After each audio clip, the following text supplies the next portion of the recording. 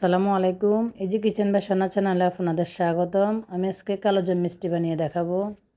রেসিপিটা ফলো করলে আপনারা সবাই বানাতে পারবেন। এটা বানানোর জন্য এখানে আমি প্রথমে 1 কাপ গুঁড়া দুধ, 240 ml, হাফ কাপ ময়দা, 1/3 কাপ সুজি, ছোটো চামচের 1 চামচ বেকিং সোডা। বেকিং সোডার পরিমাণে খুবই কম নিতে হবে, বেশি নিলে মিষ্টি ফেটে যাবে।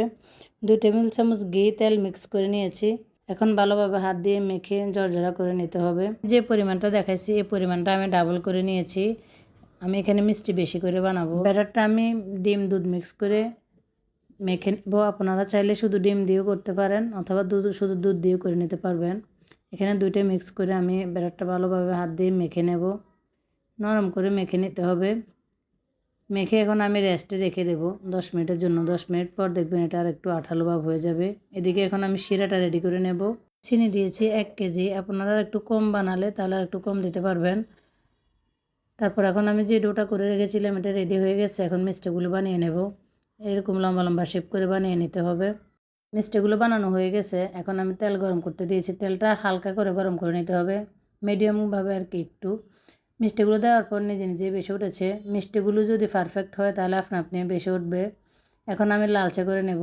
ভালোভাবে নাড়াচাড়া করে নিলে তাহলে চারিপাশ ভালো করে লালচে হবে। এরকমভাবে আমি সবগুলো মিষ্টি ভেজে নেব। এই যে উঠিয়ে নিচ্ছি, দেখেন মিষ্টিগুলো এরকম লালচে করে নিয়েছি। উঠানোর পর এটা আর একটু কালার এসে যাবে। এজন্য বেশি কালার করে উঠালে পরে আবার বেশি হয়ে যাবে, তখন মিষ্টি ভালো হবে না ভিতরে। শিরাটা রেডি হয়ে গেছে। এখন আমি শিরার মধ্যে মিষ্টিগুলো দিয়ে দিয়েছি।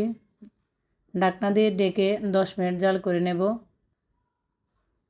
জাল করে নেওয়ার পর এভাবে আমি ঢাকনা দিয়ে ডেকে রেখে দেবো সারা রাতের জন্য। সারা রাত রেখে দিলে শিরা চুপসে একেবারে মিষ্টিগুলো রসে টইটুম্বুর হয়ে থাকবে। এই যে দেখেন মিষ্টিগুলো কি সুন্দর হয়েছে। একটা ট্রের মধ্যে নিয়ে আমি উপরে দিয়ে গুঁড়া দুধ দিয়েছি। এগুলো তাড়াতাড়ি দিতে হবে, সেজন্য আমি প্যাকেট করে দিয়ে দিয়েছি। গুঁড়া দুধ ছাড়া একটা কেটে দেখাচ্ছি ভিতরটা কেমন হয়েছে। এই যে দেখেন তুলতুলে নরম, খেতে মজা হয়েছে। আসসালামু আলাইকুম।